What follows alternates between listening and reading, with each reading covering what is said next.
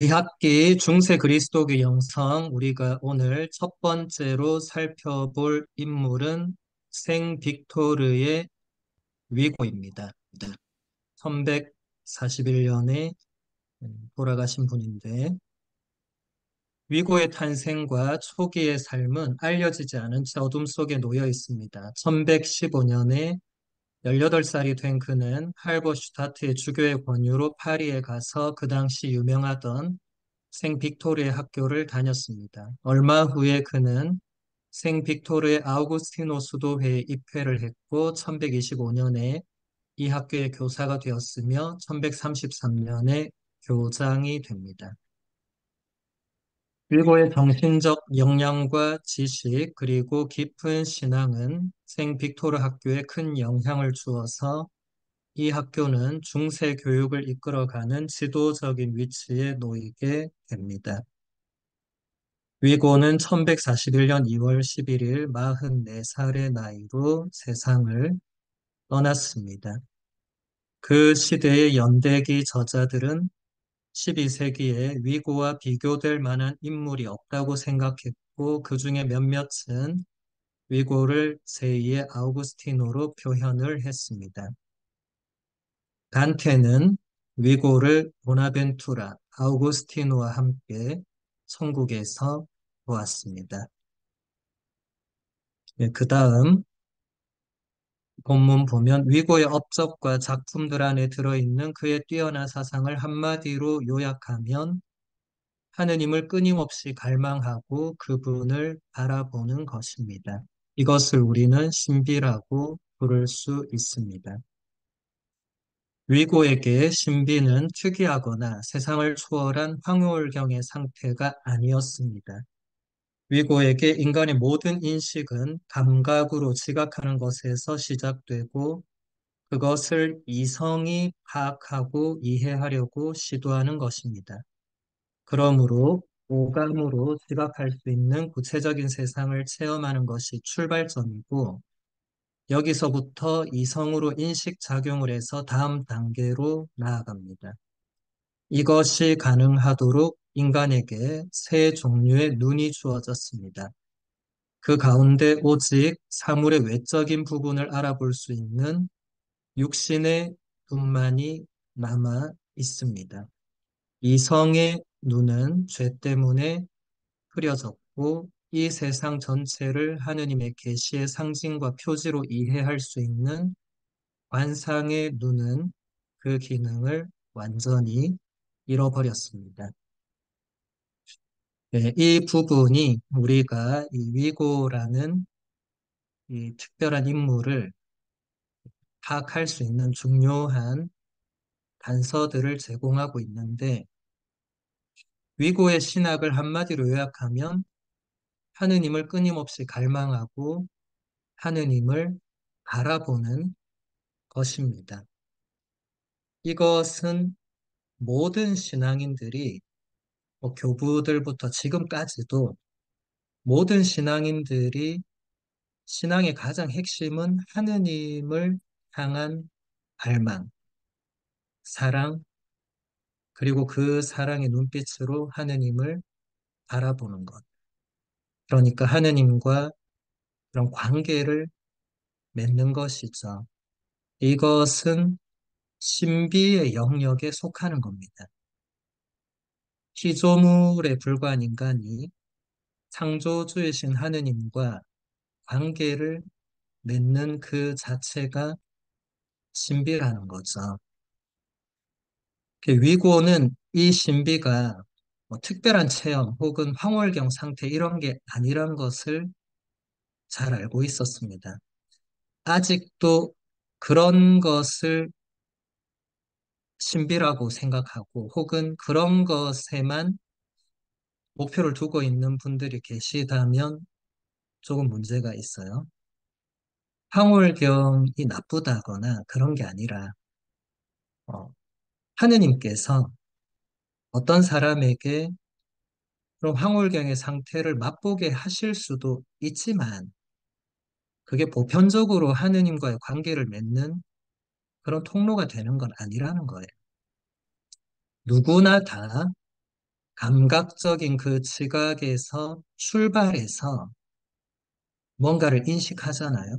우리가 세상 모든 사물을 인식할 때 감각으로 파악을 하고 눈으로 보고 손으로 만질 수 있는 거 만져보고 냄새를 맡을 수 있는 거 맡아보고 맛볼 수 있는 거 맛보고 하면서 아, 이게 무엇이다.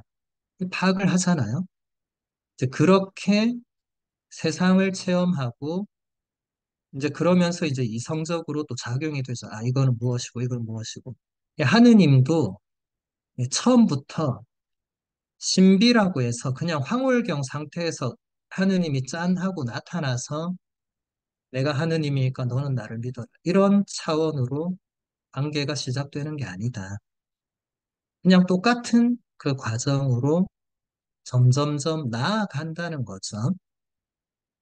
그래서 위고는 이 하느님을 알아볼 수 있는 그 세 가지의 눈을 얘기하는데 위고가 볼 때는 세 가지 중에 첫 번째인 그 육신의 눈, 그것만이 우리에게 남아있고 점점 깊은 단계를 알아볼 수 있는 그 눈은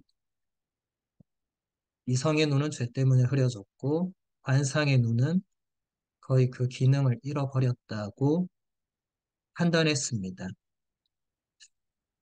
이것은 우리가 다른 사람을 보고 아, 저 사람은 육신의 눈밖에 없구나. 이런 식으로 판단하라는 게 아니고 제가 예전부터 늘 얘기했지만 뭔가를 우리가 배우고 뭔가를 접할 때 다른 사람을 보고 그걸 판단하지 말고 본인을 봐야 돼요. 본인을. 이제 본인에게 본인과 하느님과의 관계에 있어서 내가 얼마나 하느님을 알아보는가, 어떤 사물이나 어떤 사건이나 어떤 표징을 어떻게 바라보고 어떻게 알아듣는가, 본인을 봐야 돼요, 본인을. 옆 사람이 어떻게 하는가는 다른 문제입니다. 그래서 이 세 가지 눈은 사실 어떻게 보면 세 가지 단계를 이 눈이라는 그 비유로 표현을 한 거겠죠. 이제 육신의 눈으로 세상을 바라본다는 것은 그냥 우리가 있는 그대로 모든 것을 그냥 보는 거예요. 눈에 들어오는 대로 그걸 보는 겁니다.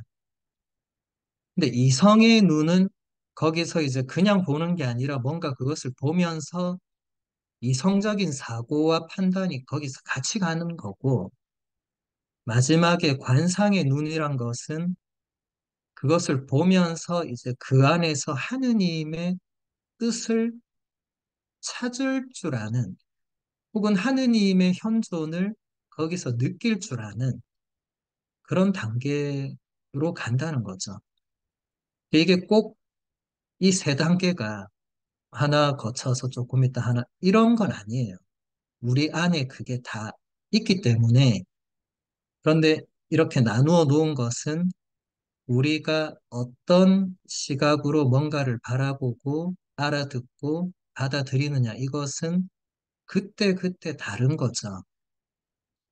그런데 위고가 보기에 대부분의 사람들, 뭐 신자도 마찬가지고, 대부분의 사람들은 육신의 눈, 그러니까 있는 그대로 눈에 들어온 대로 바라보는, 그리고 그렇게 받아들이는 그 상태에 머물러 있는 경우가 많았겠죠. 뭐 지금도 그럴 것이고.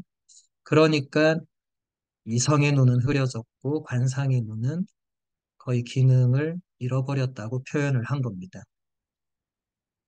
이제 위고의 작품 묵상에 대하여 같이 보도록 할게요.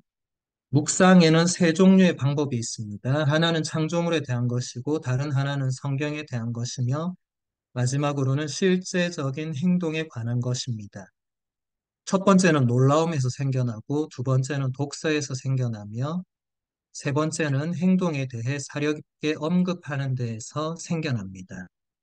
묵상을 한다는 것은 알게 된 것을 행동으로 실천해 나가기 위해서 고찰하는 것입니다. 아는 것을 실천하지 않을 때에는 그 아는 것이 아무 소용이 없기 때문입니다. 예, 묵상에 대해서 이제 위고가 우리에게 가르쳐 주는 세 종류. 첫 번째는 우리가 창조물을 바라보고 거기서 하느님을 느끼게 된다. 그것은 놀라움으로 묵상을 하게 된다. 그 여러분들이 밤하늘의 아름다운 별을 본다든지 그 대자연의 어떤 신비로움을 본다든지 할 때 그냥 오늘 참 별이 예쁘구나. 참 저 폭포가 멋있구나라고 보는 것은 이제 육신의 눈으로 그냥 보는 거죠. 그런데 그걸 보면서 그것을 창조하신 하느님이 참 놀라운 분이구나라고 넘어가는 사람이 이제 관상의 눈을 가진 거겠죠. 그렇게 하느님께 나아갈 수가 있다는 거고, 그 다음에 성경은 이제 독서를 통해서 또 그렇게 하느님을 감지할 수 있게 된다. 성경은 글자 안에 하느님 말씀이 담겨 있는 거잖아요. 그러니까 독서를 하지 않으면 하느님 말씀을 들을 수가 없죠.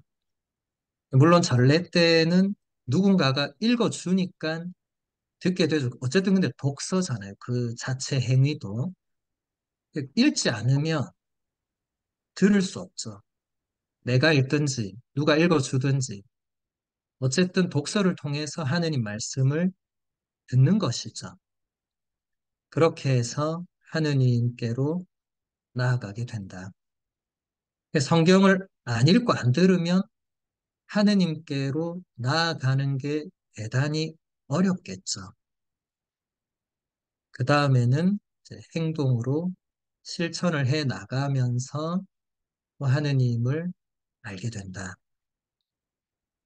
그건 여러분들이 살아가면서 뭔가 희생하고 봉사하고 어떤 사랑의 행위를 했을 때 거기서 오는 어떤 그 보람이라든지 어떤 느낌들이 단순히 그냥 내가 참 요즘 착하게 살고 있구나.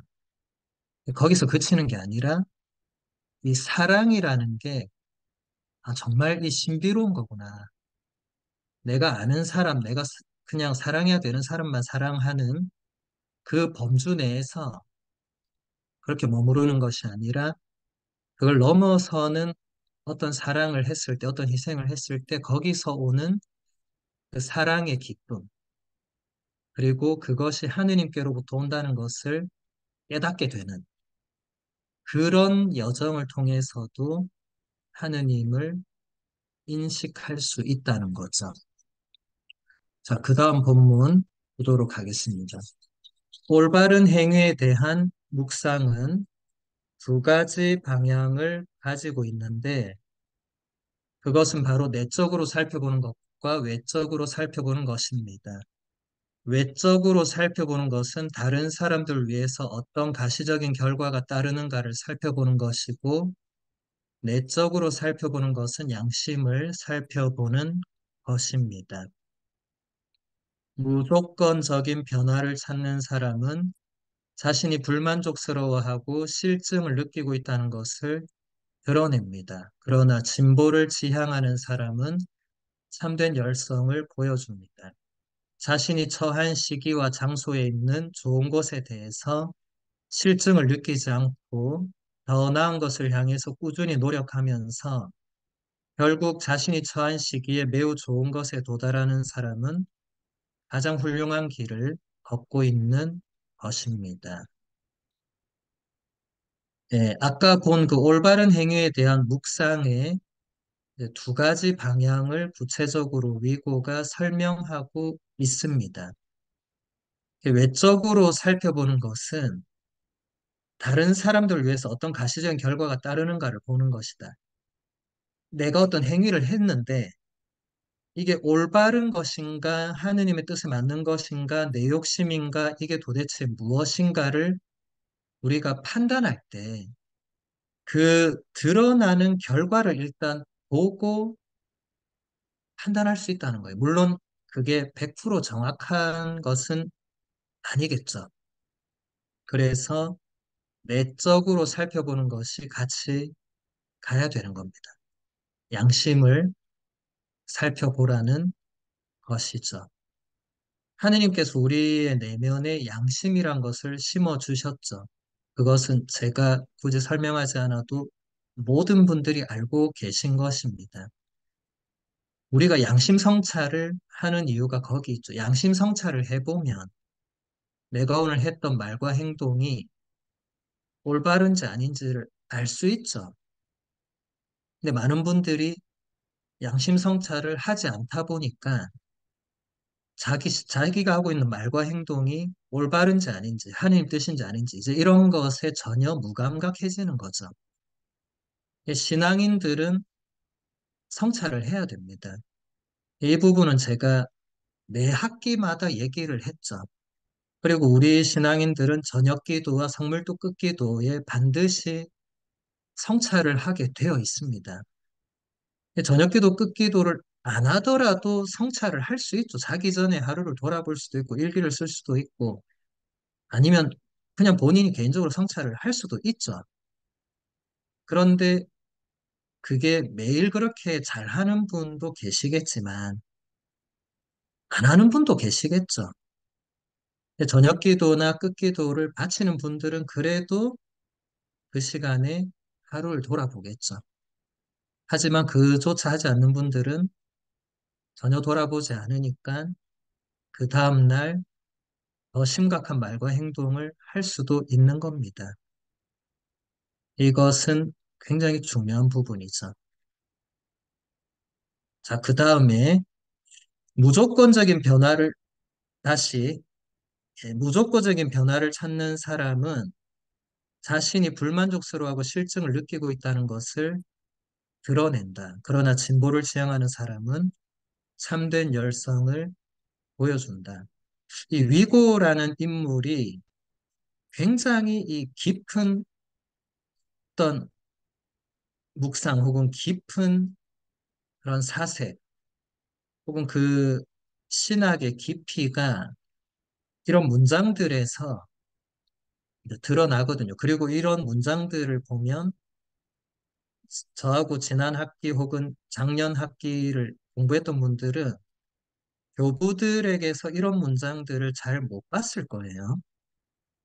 이제 지난 학기나 예전에 공부했던 분들은 중세와 교부들의 그 영성이 어떤 차이가 있는가도 이제 이런 문장들 안에서 볼 수 있는 겁니다. 교부 시대와 중세는 굉장히 많이 다르거든요.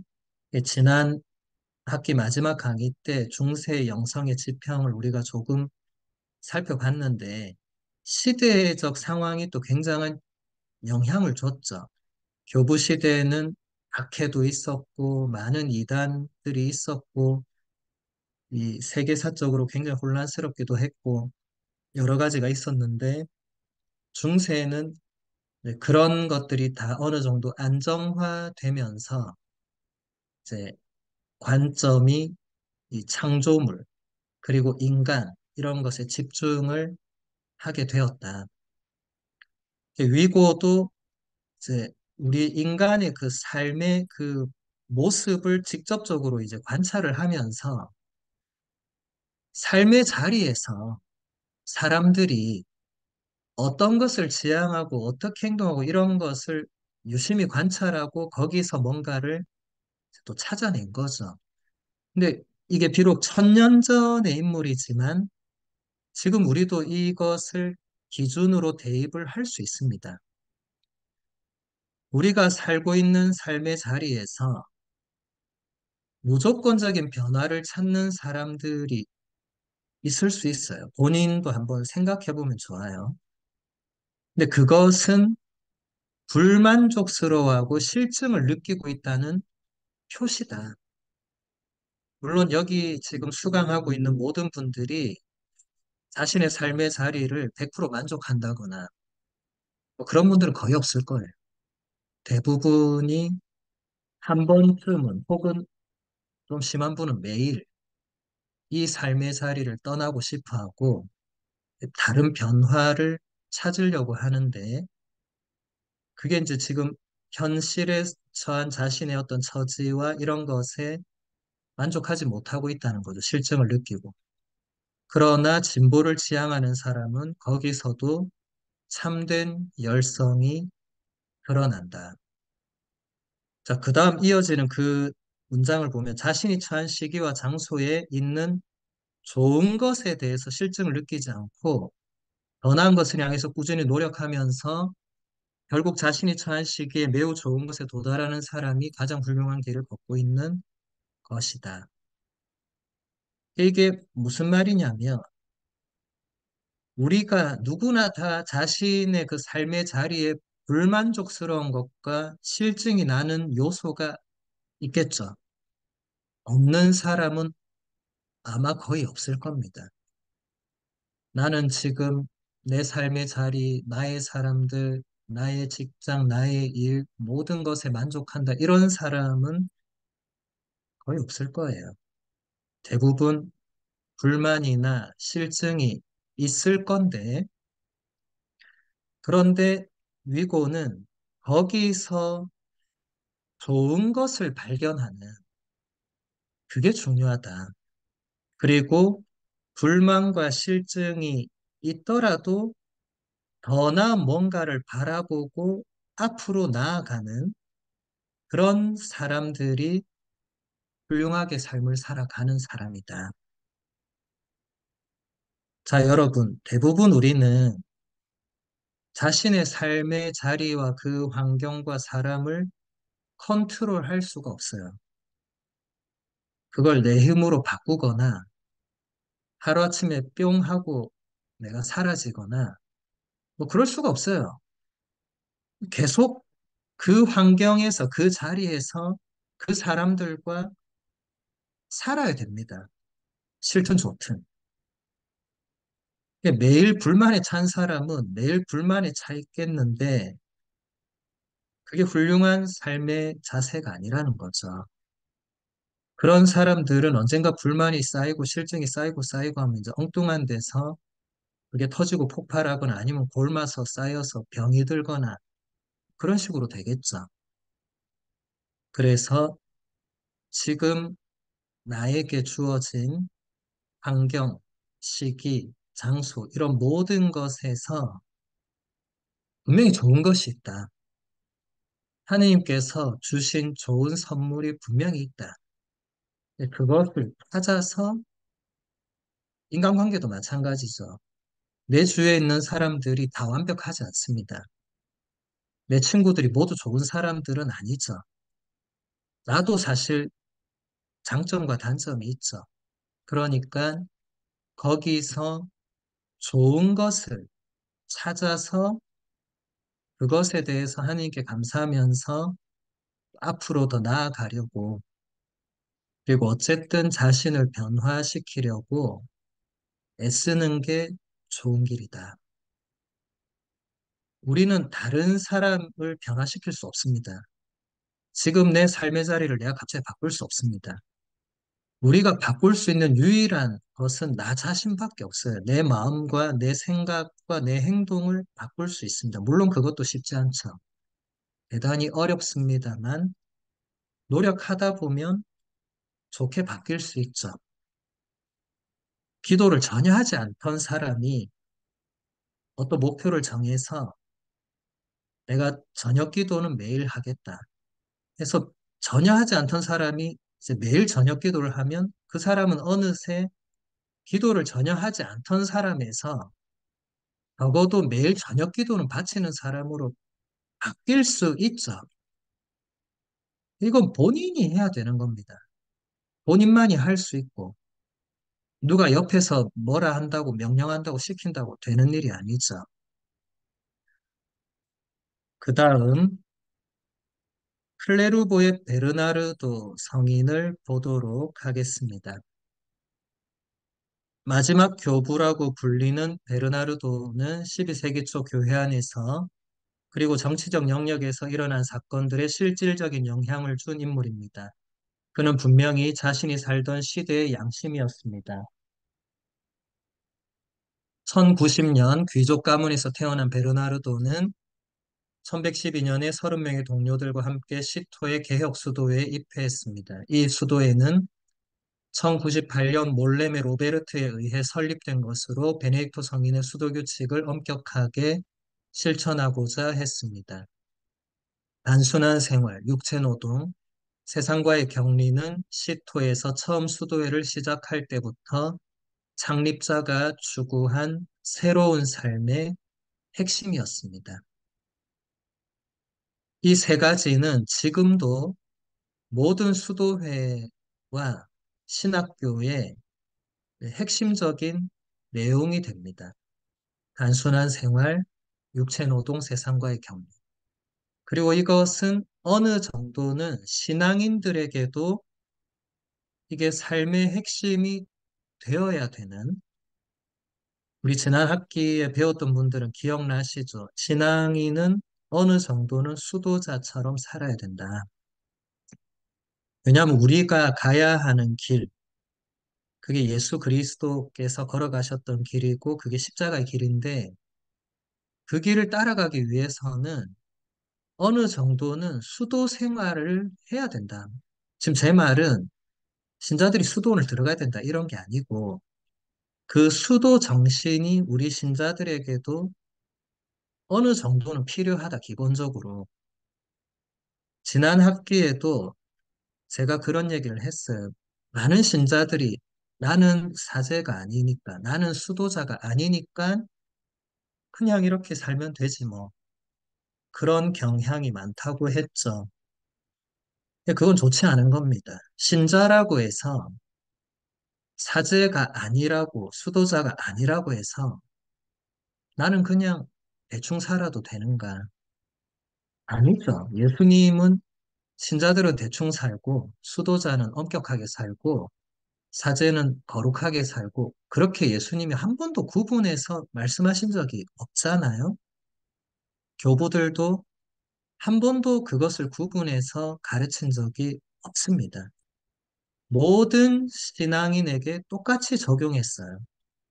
그래서 여러분들도 여기 계신 모든 분들이 일단 신자들이니까 단순한 생활, 그러니까 생활을 조금 더 단순하게 해야 될 필요가 있고 육체 노동은 거의 대부분 뭐 일을 하시니까 그것은 뭐 당연한 거고 그 다음 세상과의 격리 이 부분은 여러분들이 받아들일 때 이제 수도자들은 아예 수도원이 입회를 하기 때문에 자동 격리가 되죠. 그런데 신자분들은 세상 안에서 살아야 되기 때문에 격리는 안 되죠. 하지만 여러분들이 추구하는 그 삶의 방향은 세속적인 길로 안 갈 수 있는 거예요. 물론 세속적으로 세상 사람들과 함께 어울리거나 그들이 가는 길을 어느 정도는 같이 갈 수도 있습니다만은 적어도 신자라면은 세속적인 것은 계속 멀리하기 위해서 애쓰면서 영적인 것, 신앙적인 것, 하느님과 가까워지는 것, 하느님이 원하시는 것, 이런 것을 추구하는 삶의 방향으로 나아가야 된다는 거죠. 그 다음 본문 보면 1115년에 베르나르도는 스테판 하딩 아바스로부터 클레르고의 새로운 수도원을 설립할 아바스로 파견되었습니다. 1128년 이후부터 베르나르도는 교회와 세상 사이의 중개자 역할을 무수히 수행해야 했습니다. 그는 클레르고에서 1153년 8월 20일에 세상을 떠났습니다.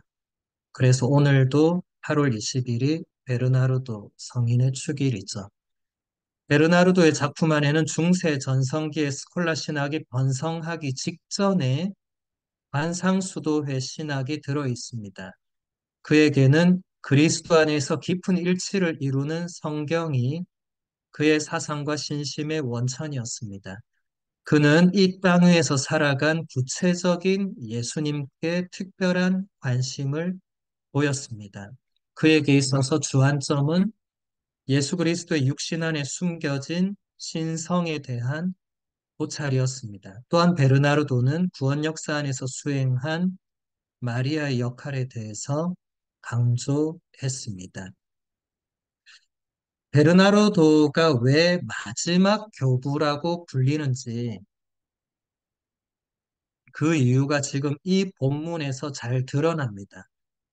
왜냐하면 교부 시대는 8세기 정도에 끝나거든요. 서방은 대그레고리오 교황님 혹은 세비야의 이시도로 성인, 그 정도로 혹은 베다 성인, 그 정도로 끝난다고 보거든요. 다 8세기 전입니다. 그리고 동방은 다마스쿠스의 요한 성인, 다 8세기거든요. 그런데 지금 베르나르도는 여기 보시면 1153년에 돌아가셨으니까 12세기잖아요. 중세의 정점인데 왜 이분을 마지막 교부라고 부르느냐, 학자들이. 이분이 교부들의 그 사상의 거의 마지막을 담고 있고 또 중세로 넘어가는 그 발판이 되어주는 그런 역할을 했다는 거예요. 지금 몇 안 되는 문장에 그게 다 담겨 있어요. 베르나르도에게는 그 중간에 보면 그리스도 안에서 깊은 일치를 이루는 성경이 그의 사상과 신심의 원천이었다. 이것은 교부들과 정확하게 일치합니다. 교부들은 지금처럼 수많은 성인 성녀의 작품이나 해설서가 하나도 없던 시대를 살았기 때문에 성경이 거의 유일한 원천이었죠. 교부들의 위대함은 아무 어떤 기본적인 혹은 오늘날과 같은 이런 수많은 책이나 해설서가 없는 상황에서 오직 본인이 성경 말씀을 묵상하고 공부하고 연구하고 깨닫고 하면서 자신의 그 신학을 만들어내고 또 그 시대 사람들에게 성경의 그 핵심 메시지를 가르쳐주고 또 이단과 싸우면서 우리 신앙의 유산을 지켜나갔던 그런 그 위대함이 베르나르도에게도 있다는 것입니다. 근데 그 다음에 보면 이 땅 위에서 살아간 구체적인 예수님께 특별한 관심을 보인 이 부분이 이제 교부 시대와 중세의 차이점이 됩니다. 교부 시대는 이 땅에서 살아간 구체적인 예수님께 관심을 보일 틈이 없었죠. 왜냐하면 여러분들 지난 학기나 작년에 배우신 분들은 다 기억하시겠지만 예수님의 신성 때문에 몇 세기를 이단들과 싸워야 했습니다. 예수님이 신이냐 아니냐 이 문제로 교부들이 싸워야 했던 거죠. 그러다 보니까 실제로 이 땅에서 사셨던 구체적인 예수님에 대해서는 교부들이 다룰 틈이 없었어요. 그런데 이제 그게 다 몇백 년을 싸우고 나서 공의회를 거치고 이단들이 다 파문되고 그러면서 이제 다 정리가 되니까 이제 베르나르도는 구체적인 그 인간 예수님께 관심을 보일 수 있었던 거죠. 그리고 이제 성모님의 역할에 대해서도 중세의 성모 신심이 활짝 꼽히게 된 그 발판이 베르나르도에게 있었다는 것입니다. 그 다음 본문, 이제 베르나르도의 작품을 하나 보도록 하겠습니다. 영들의 식별에 관한 감론입니다.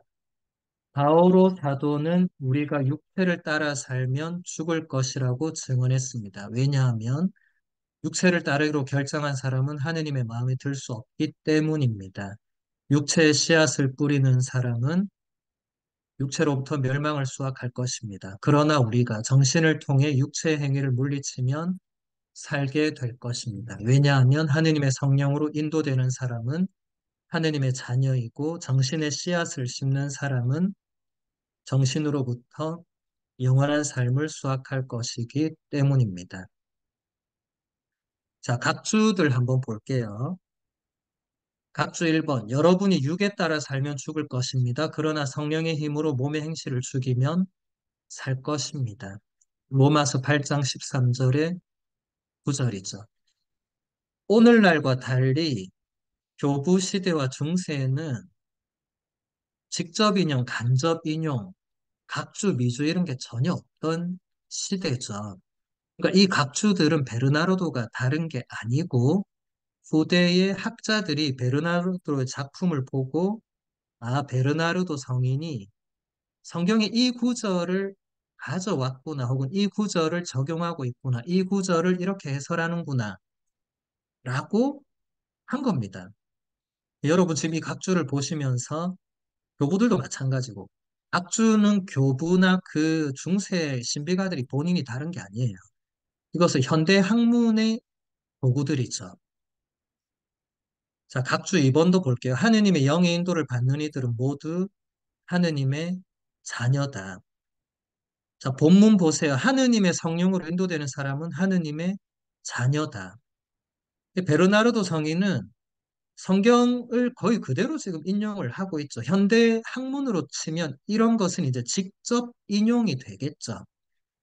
오늘날은 논문 심사하고 할 때 이런 거 직접 인용 표시 안 하면 그게 문제가 되고 뭐 그렇게 하지만 예전에는 그런 게 아예 없었던 시대라는 것을 여러분들이 염두에 두셔야 됩니다.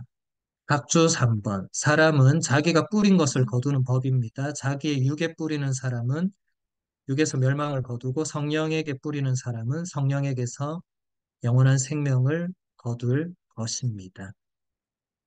이것을 베르나르도 성인이 정신의 씨앗을 심는 사람은 정신으로부터 영원한 삶을 수확할 것이다.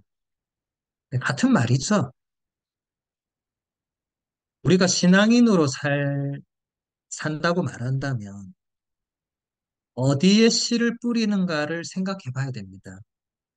내가 지금 어디에 관심을 두고 하루하루를 살고 있는가, 어디에 목표를 두고 하루하루를 살고 있는가를 생각해야 됩니다. 육체적인 것, 세속적인 것에만 마음을 두고 있는 사람은 거기에 씨앗을 뿌리는 거죠. 사실 영적인 것, 하느님이 원하시는 것, 이쪽으로 끊임없이 가려고 하는 사람은 지금 베르나르도 성인이 말하는 정신의 씨앗을 심는 거겠죠.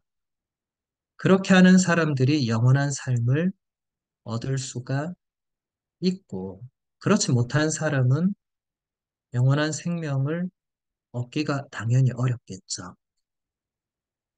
그 다음 본문을 보도록 하겠습니다. 어둠의 군주는 두 부류의 구화를 가지고 있습니다. 악령은 육체의 영의 주인이고 또한 세상의 영의 주인입니다. 이들에 사로잡혀 우리의 정신의 말을 걸어오는 사람에게 우리는 결코 믿음을 주지 않습니다.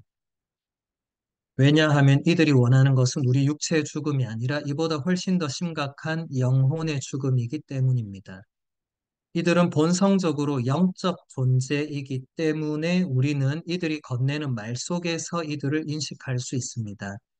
육체의 영은 편안한 것을 권하고 세속의 영은 허영에 가득 찬 것을 권하며 악령은 내적 파멸을 권합니다. 예, 이 내용은 교부 시대에는 이렇게 인간 내면을 심층적으로 들여다보는 게 거의 없었어요. 이것은 이제 중세의 특징적인 부분입니다. 굉장히 구체적이잖아요. 이 육체의 영, 어둠의 군주, 세상의 영, 악령, 이런 것들이 즉 우리 내면에 있다.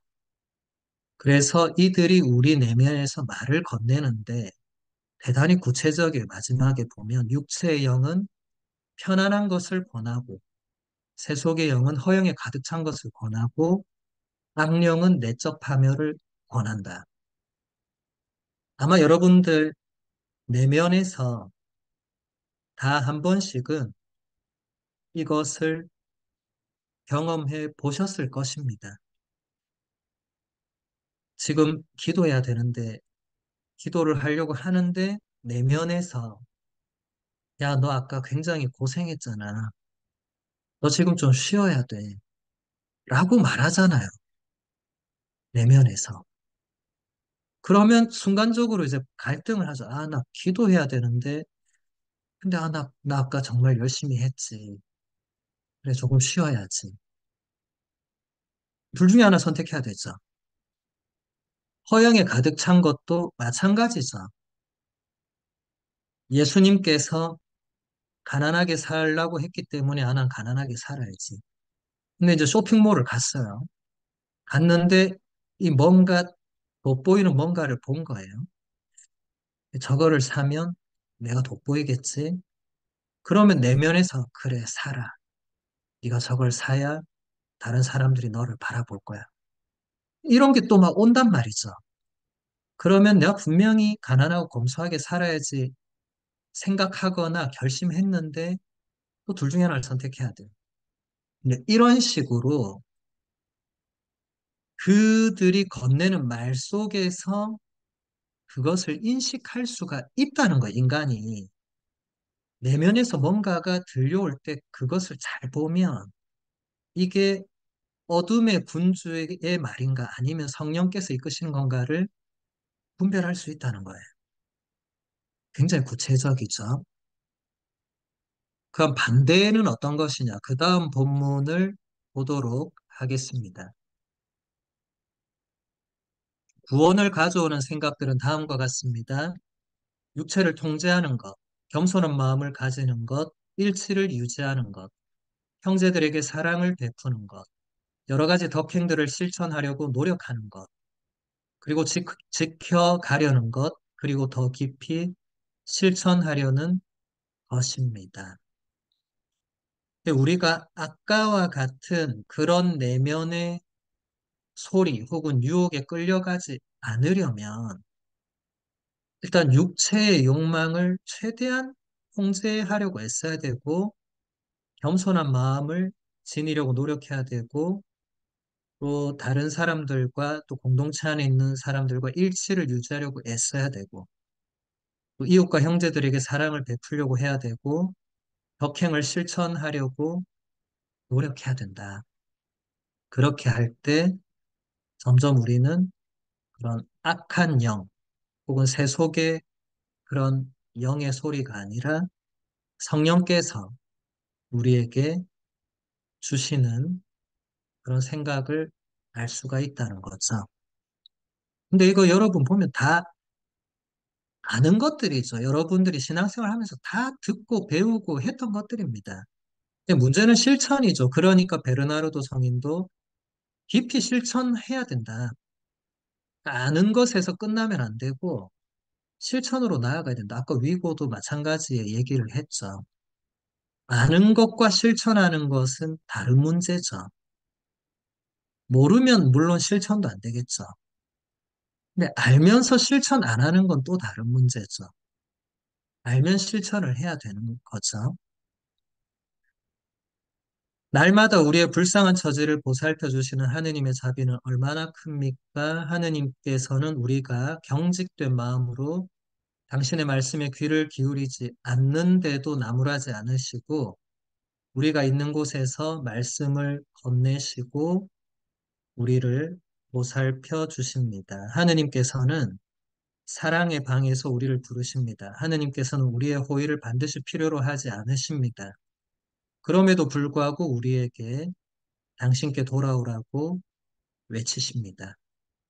각주 4번 잠언 말씀 내 훈계를 들으러 돌아오너라. 그러면 너희에게 내 영을 부어주어 내 말을 알아듣게 해 주리라. 잠언뿐만이 아니라 구약의 예언서들 보면 끊임없이 하느님께서 우리에게 당신께 돌아오라고 외치시죠. 하느님의 자비가 얼마나 큰 것인가는 교부들 뿐만 아니고 중세의 이 성인들뿐만 아니고 현대의 진 프란치스코 교황님이 거기에 굉장히 우리에게 많은 것을 또 얘기하고 계시잖아요. 시작부터 하느님의 자비를 얘기하시고 지금도 얘기하시는 분인데 하느님의 자비가 구체적으로 드러나는 것을 지금 베르나르도 성인이 한 문장으로 표현을 잘 하고 있죠. 하느님께서는 우리가 경직된 마음으로 당신의 말씀에 귀를 기울이지 않는데, 그럼에도 불구하고 우리를 나무라지 않으시고, 우리가 있는 곳, 우리 삶의 자리에서 끊임없이 말씀을 건네시고, 우리를 보살펴 주신다. 이게 얼마나 큰 자비이냐. 지금 현대인들이, 지금 베르나르도 성인은 우리보다 1000년 전의 인물인데, 그때나 지금이나 하느님 말씀에 귀를 기울이지 않는 사람들이 많다는 거죠. 근데 그 하느님 말씀에 귀를 기울이지 않는 그 근원은 경직된 마음 혹은 닫혀있는 마음. 그러니까 하느님께로 마음을 열지 않는 거죠. 우리가 신앙인으로 산다고 하면서도 하느님께 마음을 열지 않고 하느님 말씀에 귀를 기울이지 않으면 신앙생활을 꾸준히 하기가 어렵겠죠. 잘 하는 건 더 어렵겠죠. 그러니까 자꾸 떨어져 나가는 겁니다. 지금 수많은 신앙인들이 이미 떠나갔잖아요. 여러분 주위에도 있을 거예요. 뭐 이유는 많아요. 다른 이유도 있을 수 있어요. 그런데 중요한 것은 정말 하느님의 말씀에 귀를 기울이고 하느님께 마음을 열고 하느님을 원하고 하느님을 사랑하는 사람이 그냥 교회를 떠나고 신앙을 버릴 수 있는가? 그럴 수는 없을 겁니다. 그럼에도 불구하고 교회를 떠나고 신앙을 버린다면 하느님을 정말 알고 사랑하는 거기까지 가지 않았을 가능성이 높죠. 물론 이것은 제가 일반적으로 기준을 말하는 건 아니에요. 교회를 떠나고 신앙을 버리는 사람들은 분명히 나름의 이유가 있을 거라고 제가 분명히 말씀을 드렸습니다. 그것은 개인의 차원이기 때문에 여기서 우리가 그것을 판단하고 그게 이런 기준에 의해서 이렇게 됐구나. 그렇게 할 수 없는 부분입니다. 하지만 적어도 우리가 신앙인으로 지금 교회 안에 남아있는 상태에서는 우리가 얼마나 하느님께 마음을 열고 신비의 마음을 열고 하느님을 갈망하고 하느님 말씀에 귀를 기울이고 있는지 그건 생각해 봐야 되겠죠. 그리고 그 다음 우리가 그런데도 하느님께서 아니 그 다음 그 우리가 그런데도 하느님께서 우리를 나무라거나 너는 왜 내 말을 듣지 않느냐 이렇게 하지 않으시고 우리의 삶의 자리에서 끊임없이 말씀을 건네시고 우리를 보살펴 주신다. 이게 굉장히 중요한 부분이에요. 많은 신자들이 이 부분을 또 놓치고 있습니다. 하느님은 우리에게 계속 말씀을 건네는 분이십니다. 끊임없이. 성경과 전례뿐만 아니고 어떤 사건이나 다른 사람의 이야기를 통해서나 어떤 책을 통해서나 그 어떤 무엇을 통해서라도 하느님은 우리에게 뭔가 말씀을 건네십니다. 특히 우리 내면에서 말씀을 건네십니다. 그리고 우리를 보살펴 주시는데 이제 이것을 전혀 믿지 않거나 받아들이지 않거나 알아차리지 못한다면 그 신앙인으로서 제대로 살고 있는 것인가 아닌가를 생각해 봐야 되겠죠. 그 다음 본문을 보면 하느님을 사랑하는 것에 관한 강론을 보도록 하겠습니다. 너희는 마음을 다하고 목숨을 다하고 힘을 다하여 주 너희 하느님을 사랑해야 한다. 이 말씀은 우리가 열정을 다하고 지혜를 다하며 마음의 힘을 다 쏟아 사랑해야 한다는 것을 의미합니다. 마음도 열정을 가지고 있어서 마음의 사랑도 육체의 사랑과 비슷한 점이 있습니다. 영혼의 작용이 깊이 개입하는 지혜는 다른 차원의 것들보다 더 높은 것입니다.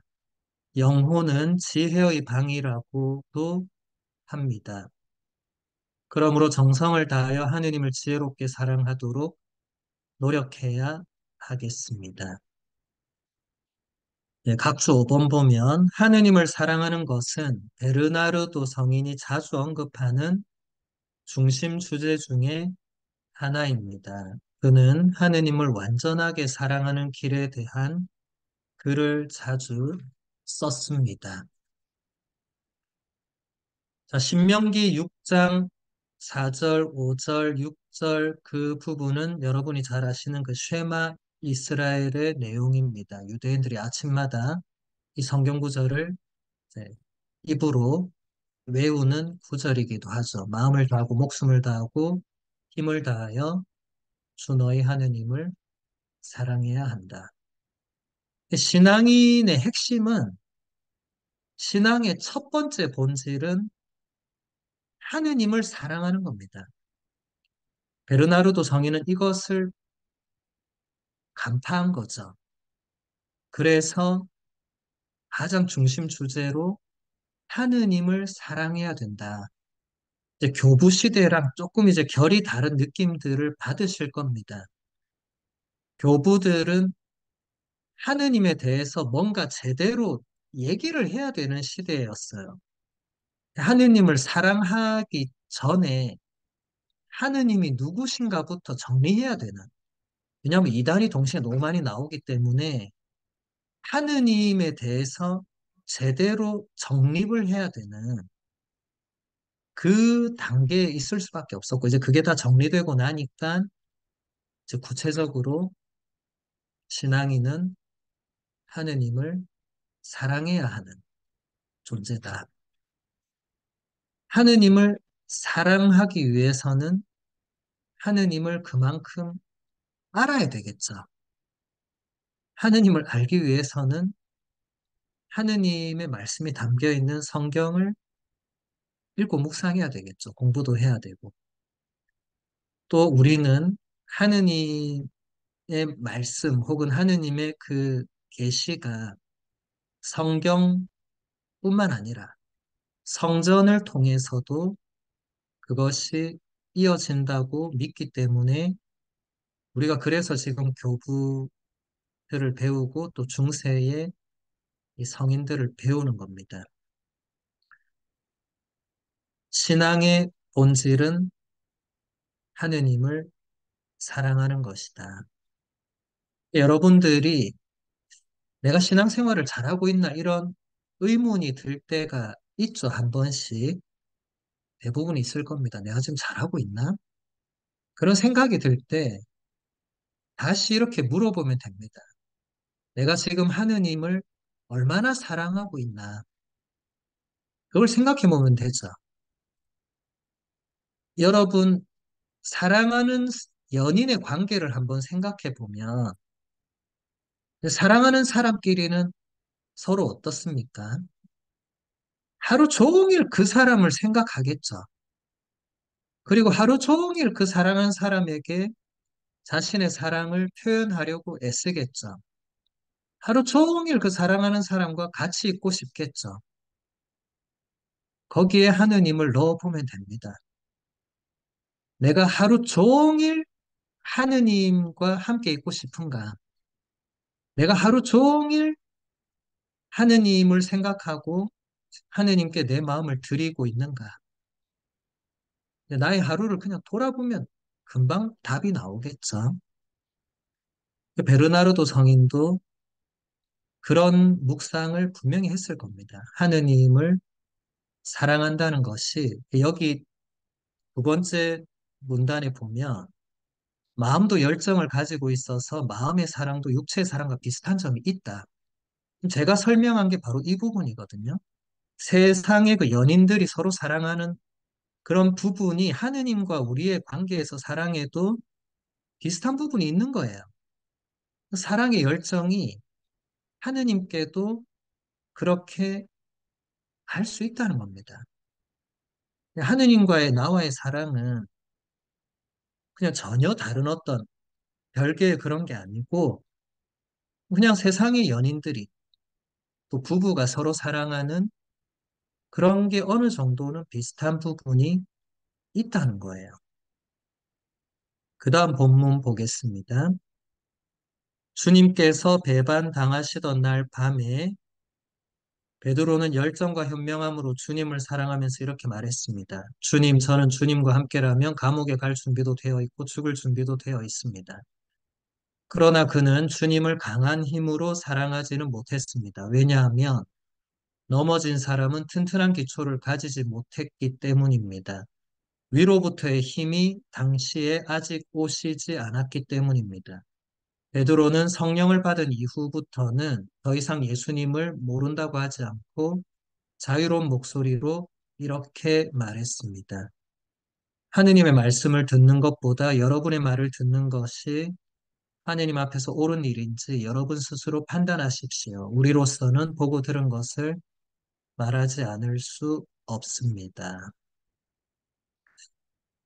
네, 이제 베드로가 예수님을 어떻게 사랑했는가를 이제 보면서, 왜냐면 우리도 거기서 배울 게 있기 때문에, 베드로는 분명히 열정이 있었습니다.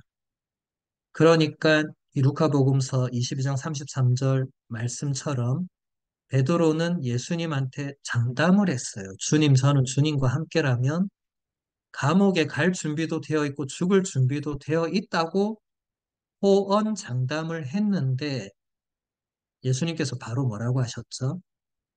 너는 오늘 밤에 닭이 울기 전에 나를 세 번이나 모른다고 할 것이다. 그렇게 말씀하셨고 실제로 베드로는 그렇게 했죠. 베드로가 왜 분명히 열정이 있었는데 왜 그렇게 하지 못했는가? 넘어진 사람은 튼튼한 기초를 가지고 있지 못했기 때문에 이제 보에시우스가 했던 말을 그대로 지금 베르나르도 성인이 이제 인용을 했습니다. 그러니까 베드로는 분명히 예수님을 사랑했고 열정도 있었지만 튼튼한 기초가 그 안에 없었다는 거예요. 그리고 위로부터의 힘, 그러니까 다시 말해서 성령께서 아직 오시지 않았기 때문에 그때는 그렇게 했다는 겁니다. 하지만 성령을 받은 이후에 여러분들 사도행전을 쭉 읽어보시면 베드로가 완전히 변했다는 것을 알 수 있을 거예요. 베드로는 사도행전에 보면 이제 그런 두려움이 완전히 없어져 버립니다. 그전에는 죽는 게 두려워서 예수님을 세 번이나 모른다고 했는데 사도행전에 보면 그냥 이제 언제든지 죽을 수 있는 그런 단계로 넘어간 걸 볼 수 있죠. 성령을 받고 나서 성령의 은사로 완전히 변화된 거죠. 넘어진 사람은 튼튼한 기초를 가지지 못했다는 이 보에시우스의 말은 지금 우리에게도 그대로 적용됩니다. 신앙생활을 하다가 넘어지는 사람들, 아까 제가 얘기한 부분 마찬가지인데, 그런 분들이 많은 이유가 있겠지만, 가장 근본적인 이유는 신앙의 튼튼한 기초가 그 안에 없었기 때문에, 그게 아마 대부분의 넘어진 사람들, 교회를 떠난 사람들, 신앙을 버린 사람들에게 그게 근본적인 이유가 될 거예요. 아마 지금 이 강의를 수강하고 계신 분들도 대부분 자신의 신앙에 튼튼한 기초가 없다고 느낄 겁니다. 그것은 여러분들의 잘못이 아니라 여러분들이 신앙을 가지게 된 그 시작부터 지금까지를 보면 충분히 이해가 되죠. 어릴 때 세례받은 사람들은 아무것도 모르는 상태에서 유아 세례를 받았어요. 그리고 쭉 그냥 자라났습니다. 제대로 된 신앙 교육을 받지 못한 거죠. 그러면 성인이 되어서 신앙을 가진 사람은 예비자 교리를 6개월 혹은 1년을 받았습니다. 그런데 그 6개월 혹은 1년을 받았다고 해서 신앙의 튼튼한 기초가 내 안에 생기는가? 그렇지 못하죠. 계속 그 이후에도 튼튼한 기초를 쌓는 뭔가가 필요한데 그런 기회가 주어지지 않았거나 본인이 그런 기회를 찾지 않았거나 기회가 있었는데 하지 않았거나 뭐 여러 가지 이유가 있겠죠. 이것은 제가 생각할 때는 기초를 튼튼히 하는 것은 하루아침에 되는 일이 아닙니다. 다른 모든 영역에서도 보면 이것은 마찬가지죠. 하루아침에 튼튼한 기초가 쌓이지 않아요. 그것은 날마다 혹은 꾸준하게 지속적으로 뭔가를 배우거나 뭔가를 끊임없이 해 나갈 때 그게 튼튼해지는 거고 뿌리를 내리는 거고 기초가 되는 겁니다. 저녁 기도를 매일 하는 사람이 성찰에 대한 튼튼한 기초가 생기는 거죠. 했다가 안 하는 사람이나 아예 안 하는 사람이 양심 성찰하라고 어느 날 신부님이 얘기해도 또 한두 번 하다 안 하겠죠. 그런 차이가 있는 겁니다. 이런 배움도 마찬가지죠. 배움도 끊임없이 배워야만 됩니다. 교부들은 뭐 중세의 이 성인들, 영성가들도 마찬가지인데 죽을 때까지 뭔가를 배우고 연구하고 묵상하고 했거든요. 그분들 정도면 안 해도 될 만큼 깊이가 있었고 기초는 말할 것도 없고 뛰어난 분들이었는데도 죽을 때까지 그렇게 했다는 거예요. 우리는 말할 것도 없죠. 우리도 그렇게 해야 되겠죠. 그 다음 하벨베르그의 안셀모를 보도록 하겠습니다. 캔터베리의 안셀모하고 이름은 같은데 다른 인물이에요. 안셀모는 1100년에 로트링겐에서 태어난 것으로 추정됩니다. 그는 라온에서 공부한 후에 노르베르트 성인이 설립한 수도회에 입회했습니다. 노르베르트는 안셀모를 1129년에 하벨베르그의 주교로 서품했습니다. 안셀모 주교는 1135년 콘스탄티노플을 방문했을 때 동방 정교회를 알게 되었습니다. 그 후 몇 번 더 콘스탄티노플을 방문하게 되었는데 그때 동방정교회 대표자들과 토론을 하게 되었고 거기서 나눈 것들을 정리해서 대화집이라는 작품을 저술했습니다. 안셀모는 1152년에 세상을 떠났습니다. 지금 우리가 알고 있는 오르토독스, 동방 정교회라는 게 이제 1054년에 완전히 이제 서방 이제 로마 가톨릭과 동방 그때는 콘스탄티노플이 중심이었던 갈라지게 되었죠. 그리고 지금 1000년 넘게 계속 그 상태로 오고 있죠. 안셀모 주교도 1135년에 그때 처음으로 이 갈라진 교회를 알게 되었습니다. 오늘날은 이제 인터넷 시대고 비행기를 타고 우리가 다 알죠. 그때는 인터넷도 없고 비행기도 없고 자동차도 없고 아무것도 없던 시대니까 잘 몰랐죠. 자기 지역이 아니면 다른 지역에 대해서 뭐 알 수가 있었겠어요. 처음으로 알게 되고 이제 몇 번 만나게 되고 동방정교회 대표들과 토론을 하면서 아, 이게 어떤 문제가 있고 어떤 차이가 있고 하는 것을 정리해서 이제 대화집이라는 작품을 남긴 거죠. 그다음 본문 보면 대화집은 안셀모의 작품 중에 가장 중요한 것으로 중세 신학에서 특별한 위치를 차지하는 것입니다. 그러나 당시 사람들은 불행하게도 이 작품에 별 관심을 갖지 않았습니다. 이 작품의 두 번째와 세 번째 책은 동방정교회와 가졌던 토론의 내용들을 담고 있는데 거기에는 교회 일치를 위한 정신도 함께하고 있습니다. 안셀모는 교부들에 대한 연구로 교회의 참된 믿음은 아벨과 함께 시작된 것으로 확신했습니다. 안셀모는 어떤 가르침 뒤에서 언제나 활동하시는 성령에 대하여 언급함으로써 항상 새로운 가르침을 주시는 성령에 대한 가장 뛰어난 첫 번째 스승이 되었습니다. 안셀모는 자신의 이러한 가르침으로 교의 진보에 대하여 가르친 인물이 되었고 중세 신학에서 독보적인 존재로 서 있습니다. 보이머라는 신학자는 12세기 스콜라 신학의 정점에 안셀모가 있다고 해석을 했습니다. 네, 안셀모의 위대함은 일단 교부들을 깊이 연구해서 교부들의 그 신학, 교부들의 그 사상을 그 중세에 맞게 발전시켰다는 데 있습니다.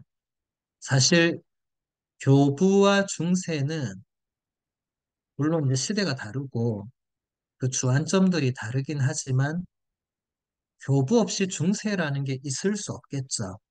교부들이 해놓은 그 바탕 위에 중세가 있는 거기 때문에 근데 이 안셀모가 굉장히 이 탁월한 점은 성령께서 그 모든 그 교부들로부터 중세까지 이어온 1000년이 넘는 그 모든 그 신앙의 유산이 어디서 오는가? 그때그때 그 새로운 가르침을 주시고 이끌어 주시는 분은 성령이시다는 것을 언급한 그게 안셀모의 위대한 점이고 또 그래서 안셀모는 그 교의의 진보라는 이 엄청난 원리를 처음으로 또 가르친 인물이 되어서 중세 신학에서 독보적인 존재가 되었다.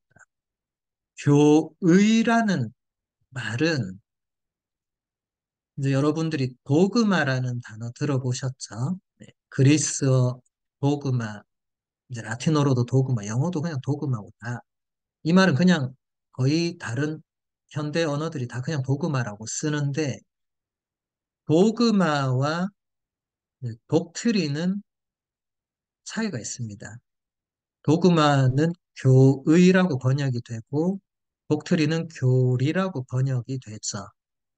교의는 이 신앙의 유산에서 그게 그렇게 정해져 있는 겁니다. 그리고 교리는 그 정해져 있는 그것을 더 세부적으로 구체적으로 또 설명하는 거예요. 그래서 여러분들이 가톨릭 교회 교리서 같은 것을 펴보면 이게 기본적으로 교리서니까 교리가 있겠죠. 근데 교리서는 교의를 설명하는 거예요. 그러니까 예를 들면 예수님은 하느님과 똑같은 분이시면서 인간이시다. 이거는 교의입니다, 교의. 그러면 여기에 대한 이제 설명이 있어야 되겠죠. 왜 예수님은 하느님과 똑같은 분이시고 또 동시에 우리 인간과 똑같은 분이신가? 이걸 설명하는 게 교리입니다. 그 설명의 근거로 여러분들이 가톨릭 교회 교리서를 펼쳐보면 그 설명의 근거는 전부 다 성경과 성전입니다. 그러니까 성경 말씀, 그리고 교부들이나 중세, 근대, 현대 성인들의 그 말씀, 그리고 공의회의 결정이라든지 이런 것들이 근거가 되는 거죠. 근데 안셀모가 깨달은 엄청난 것은 이 교의도 점점 더 진보한다. 이것은 이제 1000년쯤 지났으니까 이것을 볼 수 있는 거죠. 교부들은 2세기 교부만 생각해 보면 예수님 돌아가시고 나서 한 100년밖에 안 지난 인물들이에요. 그때는 아직 교의라는 것도 명확하지 않을 때였죠. 교부들은 그런 시대를 살았습니다. 근데 중세로 오니까 이제 교부들이 다 정리해 놓은 그 바탕에서 아, 이것은 교의구나. 이것은 교리구나. 근데 이것을 천년을 쭉 이렇게 보니까 이게 점점점 진보하는구나. 이걸 안셀모가 깨달았다는 거죠. 그게 여러분들이 지금은 이런 부분들이 굉장히 어렵게 다가오겠지만, 다음에 가톨릭교회 교리서를 본격적으로 배운다든지 아니면 신학을 이제 우리가 배우게 될 때 이게 어떤 의미를 가지고 있는지를 알게 될 것입니다. 대화집 한 부분만 같이 보도록 하겠습니다. 하느님의 교회가 율법 이전, 율법 아래, 그리고 은총 아래에 있던 각기 다른 시기에 결코 변하지 않는 하느님에 의해서 다양한 계명과 풍습들을 통해 다양한 모습을 가졌던 것에 대하여 그 누구도 반감을 가지거나 불평해서는 안 됩니다. 왜냐하면 시간의 흐름에 따라 영적 은총을 드러내기 위한 표지들은 발전해야 하고 점점 더 진리 자체를 표현해야 하기 때문입니다. 그러므로 하느님의 구원 사업이 구체적으로 진행되는 것에 있어서도 시대의 흐름에 따라 점차 향상되어야 하고 진리를 인식하는 것에 있어서도 그렇게 되어야 합니다. 이런 다양함은 하느님께서 변화하는 존재이시거나 시대에 따라 달라지는 분이어서가 아닙니다. 하느님은 성경 말씀대로 이런 분이십니다. 당신은 언제나 같으신 분, 당신의 횟수는 끝이 없습니다. 예, 이게 아까 얘기한 그 교의의 진보에 대해서 이제 구체적으로 설명을 하는 건데, 이제 하느님께서 우리 인간에게 당신 자신과 당신의 신비를 보여주시고 알려주신 것을 계시라고 해요. 그리고 그 계시의 내용이 성경과 성전의 핵심을 이루고 그것이 구체적으로 이제 교의나 교리를 통해서 우리가 배우게 됩니다. 교의나 교리를 제대로 모르면 이단이나 사이비로 넘어가게 되는 위험이 크다는 것은 우리가 다 알고 있고 그 전에 많이 배워왔죠. 그런데 시대가 이렇게 쭉 변해 오니까 다양한 풍습, 다양한 계명, 다양한 모습들이 발생하게 되는 것을 어떤 사람들은 아니 왜 하느님께서 성경에서 이렇게 말했으면 그대로 쭉 이렇게 가야지 왜 지금 와서는 그렇게 하지 않고 지금 이렇게 하느냐 그런 불만을 가질 수 있겠죠. 그 시대에도 그런 불만을 가진 사람들이 있었던 겁니다. 이것을 이제 중세의 그 성인들, 그 중세의 그 교사들이 거기에 대한 답을 해야 되잖아요. 하느님은 똑같은 분이고 하느님의 계시와 하느님의 그 신비도 똑같은 건데 그 시대에 따라서 뭔가 풍습이나 혹은 그 교의를 표현하는 방식이나 이런 것은 차이가 있을 수 있고 다양할 수 있는데 그 이유를 설명을 해야 되는 거예요. 그 설명이 바로 지금 중간에 왜냐하면 시간의 흐름에 따라서 영적 은총을 드러내기 위한 표지들은 발전해야 하고 점점 더 진리 자체를 표현해야 하기 때문이다. 시대의 흐름에 따라서 그 밑에 줄 보면 시대의 흐름에 따라 점차 향상되어야 하고 진리를 인식하는 것에 있어서도 그렇게 되어야 한다. 이게 아까 말한 교의의 진보. 2세기, 3세기의 교부들이 표현했던 그 신앙의 내용을 보면 굉장히 투박해요. 굉장히 단순하고. 그런데 4세기, 5세기만 넘어가도 굉장히 복잡해집니다. 그리고 중세로 넘어오면 이제 또 다른 부분들을 많이 이야기하고 이것이 다 그 시대마다 그 시대에 맞게 진리를 표현해야 되는 그런 사명을 가진 사람들이 있었고, 그리고 그것이 그냥 옛날에 표현된 거 그대로 있는 게 아니라 현대에 맞게 또 그것을 다시 현대 언어로 설명하는 그런 게 필요하다는 거예요. 오늘날도 마찬가지죠. 오늘날 우주 과학 시대잖아요. 우주에 우주선을 띄우고 인공지능이 나오고 이런 시대에 하느님에 대해서 어떻게 표현해야 되겠습니까? 2세기, 3세기 교부들이 말한 거를 그냥 그대로 앵무새처럼 되풀이하면 이 시대 사람들이 아, 그렇구나. 아니잖아요. 그래서 끊임없이 교황님이나 지금 교회 문원들이 끊임없이 이 시대의 신앙의 언어, 이 시대 언어로 신앙 진리를 표현하려고 하는 겁니다. 교황님이 트위터 이런 걸 왜 하시겠어요? 이 시대가 트위터를 쓰니까 그걸 쓰는 거예요. 거기서 또 뭔가 이 시대 사람들이 알아들을 수 있는 그런 표현들을 쓰시는 거예요.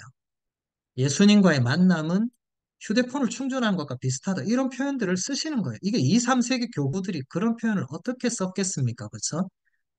그런 게 바로 교의의 진보라는 것입니다.